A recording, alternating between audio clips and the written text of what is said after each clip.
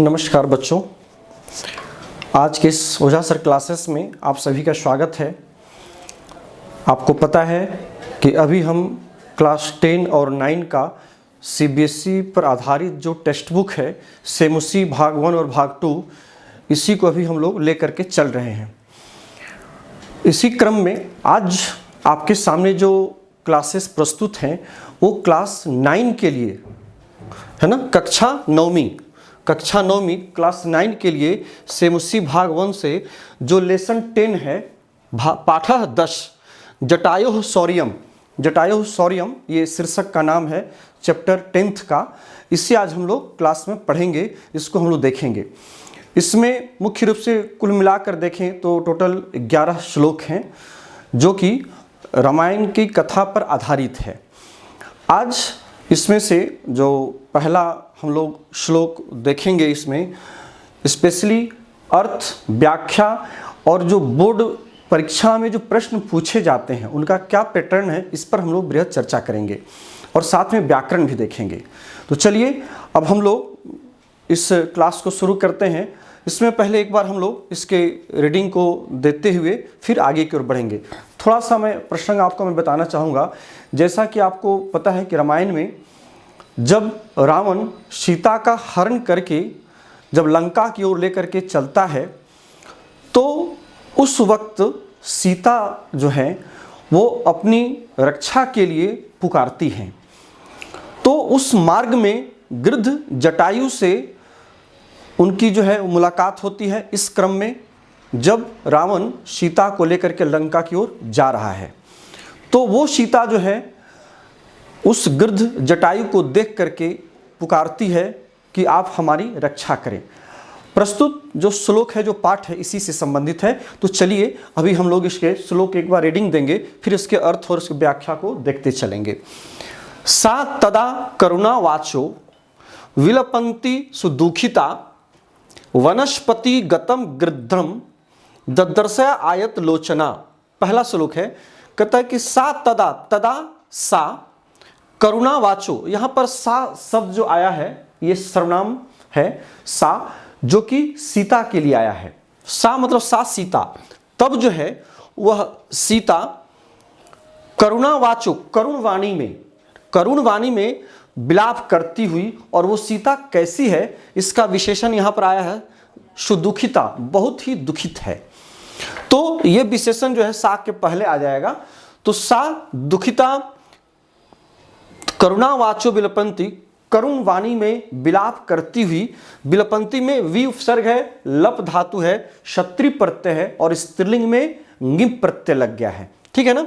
विलाप करती हुई वनस्पति गतम वृक्ष स्थितम, वृक्ष पर स्थित, ठीक है ना, वृक्ष पर स्थित उस गृध्र को, उस बड़ी बड़ी नेत्रों वाली आयत लोचना, ददर्श जोड़ आयत लोचना। ददर्श यहां पर क्रिया है, ददर्श अपश्यत है ना, उस बड़ी बड़ी आंखों वाली आयत लोचना, उस बड़ी बड़ी आंखों वाली अर्थात सीता ने ददर्श देखा। किसको देखा? वृक्ष पर स्थित उस गृध्र जटायु को देखा। गृध्र से मतलब है जटायु, ठीक है ना। तो उनकी नजर जो है, कहने का तात्पर्य यह है कि जब रावण सीता को लेकर के जब लंका की ओर जा रहा था तो उस समय वह जो है करुण वाणी में विलाप करती ही और अत्यधिक दुखी वह सीता, जिसकी आंखें जो है बड़ी बड़ी है, आयत लोचना है ना, आयत लोचना बड़ी बड़ी आंखों वाली। आयत मतलब था बड़ा और लोचन मतलब नेत्र, और स्त्रीलिंग में टाप प्रत्यय लग करके हो गया लोचना, लोचन वाली, नेत्र वाली। तो ऐसी बड़ी बड़ी नेत्रों वाली सीता ने वृक्ष पर स्थित उस गृध्र को इन्होंने देखा। ठीक है।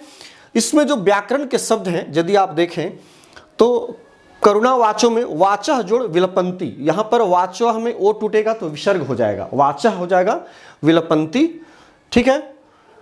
प्लस यहां पर फिर देखिए वनस्पति गतम में म हलंत कर दीजिएगा, हलंत संधि के अनुसार, तो वनस्पति गतम जोड़ गृध्रम प्लस ददर्श, यहां भी गृध्रम में म हलंत करेंगे तो संधि विच्छेद हो जाएगी, तो हो जाएगा गृध्रम प्लस ददर्श। ददर्श जोड़ आयत लोचना, मैंने यहाँ नीचे भी लिख दिया है, वाचः जोड़ बिलपंती, ददर्श प्लस आयत लोचना, विलप क्षत्रि ङिप, ठीक ना, लप धातु है विलाप करना, ठीक है, रोना या फिर विलाप करना, ठीक है, इस तरह से इसके अर्थ निकलते हैं। अगला जो है आपका, इसमें यदि आप इसके नेक्स्ट दूसरे श्लोक को यदि हम देखें तो इस श्लोक के आधार पर हम तो यहाँ देखते हैं, जटायु पश्य मामार्य ह्रियमाना नाथवत अनेन राक्षसेन्द्रेण करुणम पाप कर्मणा, ठीक है, कहता है कि हे आर्य, ह्रियमानाम प्लस अनाथवत, ह्रियमानाम जोड़ अनाथवत, इसमें संधि आ जाएगी, संधि वाले पद हैं, राक्षस जोड़ इंद्रेन, ये गुण संधि है, राक्षस जोड़ इंद्रेन, राक्षस इंद्रेन, ये इसमें 3 संधि वाले और पद हैं, ठीक है। यहाँ पर जटायु शब्द और आर्य ये दोनों को दोनों जो है संबोधन वाले शब्द हैं। यहाँ पर आर्य जटायु को संबोधित करके सीता कह रही है कि हे आर्य जटायु, आर्य जटायु, हे आर्य जटायु, हे श्रेष्ठ जटायु, कहते कि अनाथवत, अनाथ की तरह, ह्रियमाना, ह्रिय में ह्री धातु है, ह्री मतलब होता है हरण करना, चुराना, हरती हरता हरंती, इसका रूप चलता है चुराने के अर्थ में, हरण करना, चुराना।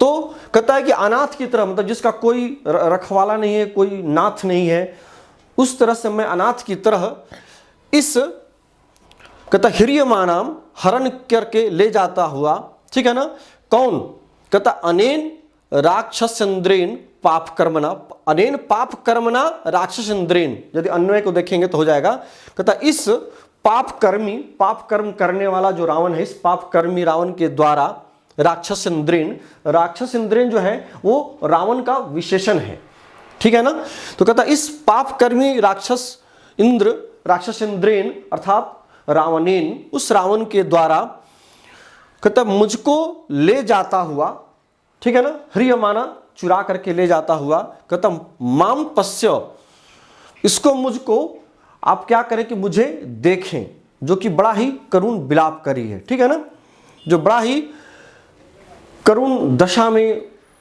वो स्थित है, काफी करुण दशा में वो विलाप कर रही है। तो ऐसे विलाप करती हुई किसे, कहता मुझको, माम, कहता हे आर्य, मुझको क्या करें आप देखें, ठीक है, कहता हे आर्य जटायु, कहता इस पाप कर्मना, इस पाप कर्मी राक्षसेन्द्रेन अर्थात रावण के द्वारा, कहता करुण विलाप करते हुए, हरण करके ले जाते हुए, ह्रियमानाम, हरण करके ले जाता हुआ, चुरा करके ले जाता हुआ, अनाथ की तरह मुझको आप क्या करें देखें, माम पश्य, यहां पर इसके यही भाव है, यही अर्थ है। इसके यदि व्याकरण के भाग को देख लें, यहां पे मैंने लिख दिया है, माम जोड़ आर्य, मामार्य, राक्षस जोड़ इंद्रेन, राक्षस इंद्रेन, ह्रियमानम प्लस अनाथवत, ह्रियमानम, ह्री धातु से शानच प्रत्यय लग गया है, ह्रियमानः रूप हुआ, और चूंकि ये विशेषण बन गया सीता का, सा का, ठीक है ना, सो इसलिए जो है यहां पर स्त्रीलिंग में ह्रियमाना हो गया, और द्वितीया के एक वचन में हो गया ह्रियमानाम, ये विशेषण हो गया किसका, सीता का विशेषण हो गया, ठीक है, और अनाथवत भी सीता का ही विशेषण है, अनाथ की तरह, ठीक है। अब हम अगला श्लोक देखें तो है तीसरा। इसमें पहले सीता ने अपने विषय में बता दे कि मुझ अनाथ को इस पाप कर्मी रावण के द्वारा ले जाता हुआ आप मुझको देखें। देखने के आगे फिर क्या होता है, तम शब्दम अवशुप्तस्तु, इसको यदि तोड़ेंगे तो हो जाएगा शब्दम प्लस अवशुप्तः प्लस तु, अवशुप्तस्तु, जटायु प्लस अथ, जटायु रथ शुश्रुवे, कह रहा है कि तम शब्दम अवशुप्तस्तु जटायु रथ शुश्रुवे, निरीक्ष रावणम क्षिप्रम वैदेहीम च ददर्शः। ये श्लोक का रीडिंग था। कहता कि उस शब्द को सुनकर, ठीक है ना, लेकिन सुनने के पहले इसका यहाँ विशेषण आया है, इसे आप यदि ध्यान से देखें, शब्दम जोड़ अवशुप्तः जोड़ तू, इसमें संधि विच्छेद करेंगे तो इतने पद निकलेंगे। उसी प्रकार से यहां भी विसर्ग संधि है, जटायु प्लस अथ जटायु रथ, ये र टूटेगा तो विसर्ग हो जाएगा, तो हो जाएगा जटायु अथ शुश्रुवे। निरीक्ष में निर उपसर्ग है, इक्ष धातु है देखने के अर्थ में, और लेप प्रत्यय लगा, निरीक्ष मतलब दृष्टवा देखकर, ठीक है ना। क्षिप्रम शीघ्रम और वैदेहीम सीताम के लिए प्रयुक्त हुआ है, सीता के लिए यहां पर विशेषण है वैदेहीम। ददर्श सह उसने देखा, तो यहां पर सह शब्द जो आया है आप देख रहे हैं यहां पर सह मतलब सह जटायु, वह जटायु, उस जटायु ने अथ इसके बाद उस जटायु ने, जो कि वो जटायु की स्थिति बताई जा रही है कि वो जटायु कैसा था, तो सुप्तः सोया हुआ, वह जटायु जो सोया हुआ था उसने तम शब्दम, उसने शब्द को सुना, तम शब्दम उनके शब्दों को सुन करके, ठीक है ना, उसके शब्दों को, किसके शब्दों को, सीता के शब्दों को, जो सीता पहले से विलाप करती हुई गृध्र जटायु को पुकार रही थी, तो उनके शब्दों को, सीता के शब्दों को तम शब्दम उन्होंने क्या किया, शुश्रुवे उन्होंने सुना। किसने सुना, सह जटायु, उस जटायु ने। तो सुनने के साथ ही क्या हुआ, निरीक्ष रावणम, तो उन्होंने रावण को देखा, उनकी जो पहली दृष्टि पड़ी वो रावण पर पड़ी, और फिर निरीक्ष रावणम मतलब रावणम निरीक्ष, रावण को देखकर क्षिप्रम शीघ्र ही वैदेहीम च ददर्श सह, उसने वैदेहीम, वैदेहीम अर्थात सीताम, उसने सीता को देखा। किसने, सह जटायु, उस जटायु ने पहले रावण को देखा और फिर जो है इसके बाद सीता को देखा। इस प्रकार का प्रश्न बोर्ड में पूछे भी जाते हैं कि आपको श्लोक दे दिया जाएगा और फिर पूछेगा कि यहां पर जटायु सर्वप्रथमम कम दृष्टवान, सर्वप्रथम उसने किसको देखा, तो जटायु ने सर्वप्रथम यहां पर किसको देखा, रावण को देखा, तो आंसर में हो जाएगा रावणम। और फिर उसके बाद उसने वैदेहीम सीताम, सीता को देखा। तो इस प्रकार के प्रश्न भी पूछे जाते हैं, क्योंकि आपको जो भी प्रश्न पूछे जाएंगे श्लोक दिया हुआ रहेगा और उसी श्लोक को पढ़ करके आपको आंसर करना होता है, ठीक है। तो यहां पर यदि व्याकरण के शब्दों को देखें तो यहां मैंने लिख भी दिया है, अवशुप्तः जोड़ तू, अवशुप्तः तू, शुप्ता में स्वप धातु है अथवा सुप धातु दोनों होता है, स्वप से अथवा सुप से स्वप हो जाता है उसका। तो सुप धातु से यहां पर अक्ता प्रत्यय लग करके सुप्तः बनता है, सोया हुआ, सोया हुआ के अर्थ में स्वपित इसका धातु रूप चलता है। जटायु प्लस अथ जटायु रथ, रट और रथ विसर्ग हो गया, यहां पर औ उपसर्ग है, शुभ धातु है, अक्त प्रत्यय है, जिसकी चर्चा हम लोगों ने पहले ही कर दी है, ठीक है। यहां पर और कोई क्षिप्रम शीघ्रम, इसका पर्यायवाची शब्द पूछा जाता है कि क्षिप्रम का दूसरा पर्यायवाची शब्द क्या है, तो शीघ्रम हो जाएगा। झटीति भी होता है ना, झट से अथवा शीघ्रता पूर्वक। वैदेहीम सीताम, ये भी पूछता है कि यहाँ पर वैदेहीम पद किसके लिए आया है, तो आपको बताना होगा कि सीता, यही सीता के लिए है ना।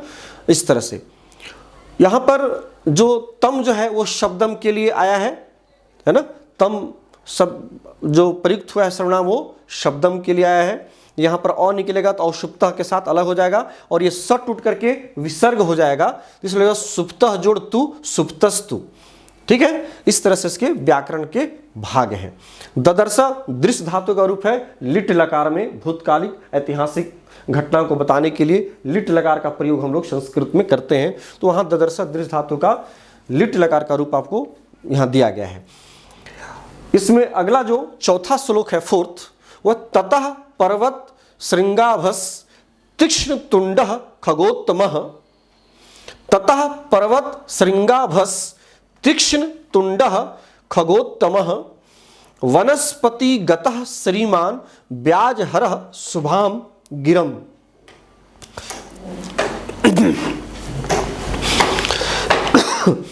यहां ध्यान देने की बात है, यहां पर जो विशेषण उत्पन्न हुआ है, यहां पर बहुत सारे विशेषण आए हैं, किसके लिए, गृध्र जटायु के लिए। यहां पर जटायु के लिए बहुत सारे विशेषण हैं, जितने देख रहे हैं मैक्सिमम। कहता है कि पर्वत श्रृंगाभः, पर्वत के शिखर के समान जो आभायमान है, ठीक है ना, श्रृंग, पर्वत श्रृंग हो गया, पर्वत की जो श्रृंखलाएं हैं, जो चोटी है, तो पर्वत के समान चोटी वाले चोटी से युक्त आभा वाले कह सकते हैं, भ लगा है, भ मतलब आभा, किरण, प्रकाशमान। और क्या, तीक्ष्ण तुंडई, जिसके चोंच, तुंडा, तुंडा कहते हैं चोंच को, तो उसका चोंच कैसा है, तीक्ष्ण है, नुकीला है ना, नुकीले चोंच वाले, ठीक है। वनस्पतिगतः, वनस्पतिगतः वृक्ष पर स्थित, वृक्षे स्थितम, वृक्ष पर स्थित, ठीक है। श्रीमान, जो कैसा है, शोभायमान है। श्री शब्द से मतु प्रत्यय लग करके रूप बना श्रीमान, श्रीमान का मतलब श्री मतलब शोभा या लक्ष्मी, दोनों रूप होता है। तो यहां पर शोभा के अर्थ में श्री शब्द का प्रयोग हुआ है, जिसके साथ मतु प्रत्यय लग करके रूप बना श्रीमान मतलब शोभायमान। खगोत्तम, पक्षियों में जो श्रेष्ठ है, जो उत्तम है, ठीक है ना। खगेशु उत्तम, पक्षियों में उत्तम, अर्थात ये विशेषण आया जटायु के लिए। पक्षियों में उत्तम उस खगोत्तम ने क्या किया, शुभाम गिरम ब्याजहार, सुंदर वाणी में उसने, ब्याजहार उक्तवान, उसने कहा, कथितवान, ठीक है, उसने कहा, ब्याजहार अकथ्यत, ठीक है। तो यहां पर भी यदि आप संधि विच्छेद करेंगे तो श्रीमान जोड़ ब्याजहार, यहां पर यदि तोड़ेंगे तो जाएगा पर्वत श्रृंगाभ, ठीक है, पर्वत श्रृंगाभ जोड़ तीक्ष्ण तुंडः, ठीक है। इसमें और भी शब्दों को तोड़ सकते हैं जो यहां मैंने कर दिया है। पर्वत श्रीम, पर्वत जोड़ श्रीम जोड़ गाभ जोड़ तीक्ष्ण तुंडः, श्रीमान जोड़ ब्याजहार, श्रीमान जोड़ ब्याजहार। और तुंडः का यदि आप संधि विच्छेद करेंगे तो हलंत संधि में, तो तुम जोड़ डह, यहां पर जो म है बाद में ड टवर्ग आने के कारण ये जो म है वो भी ड के अनुनासिक में चेंज हो गया है, ठीक है ना। ये ऐसा हम लोगों का ये हलंत संधि में नियम है, जो आपने यदि मेरे पिछले वीडियो को देखा होगा तो उसमें संधि से रिलेटेड मैंने काफ़ी उसमें विस्तार से बताया है, आप उसे जरूर देखें। और व्यंजन संधि, विसर्ग संधि का काफ़ी उसमें बृहद चर्चा है, जिससे कि आप बहुत ही अच्छी तरह से समझ सकते हैं, ठीक है। तो वहाँ भी मैंने बताया है किस प्रकार से यदि टवर्ग बाद में होता है तो पहला वाला जो अनुनासिक है वो बाद वाले वर्ण के अनुनासिक में चेंज हो जाता है। तो यहाँ पर टवर्ग से कहने का मतलब ट ठ ड है ना, तो टवर्ग है ड, तो इसलिए म जो है टवर्ग के न में बदल गया, मूर्धन न में, ट ठ ड ढ मूर्धन ण। तो इसलिए यहाँ पर देखिए तुंडः, तुंडः में ये तुम से डह लग गया, चूंकि टवर्ग बाद में है, इसीलिए टवर्ग बाद में होने के चलते म जो है वो मूर्धन ण में बदल गया है, इसलिए तुंडः बन गया, तुम जो डह तुंडः। तो ये पूरा का पूरा इसमें व्याकरण से संबंधित ये आपका रूप दिया गया। ये इस प्रकार से इस चौथे श्लोक का अर्थ हुआ जो आपने देखा। इसी प्रकार से बाकी जो श्लोक हैं उन्हें भी हम नेक्स्ट क्लास में आपको फिर बताएंगे। तब तक के लिए आप इस हमारे चैनल को सब्सक्राइब करें, लाइक करें और अपने सपने अधिक से अधिक बच्चों में ज़रूर शेयर करें और बेल आइकन को टच करना कभी ना भूलें, जिससे कि आपको नेक्स्ट वीडियो कब अपलोड होता है इसकी सूचना आप तक मिलती रहे। चलिए इन्हीं शब्दों के साथ आज के इस क्लास को यहीं रोकते हैं, फिर नेक्स्ट क्लास में नेक्स्ट इसके श्लोकों के साथ आपसे मुलाकात होगी। उसमें काफ़ी चर्चा विचार हम लोग करेंगे और प्रश्नों का उत्तर का भी उसमें हम लोग सॉल्यूशन ढूंढेंगे, ठीक है। चलिए बहुत बहुत धन्यवाद, थैंक यू।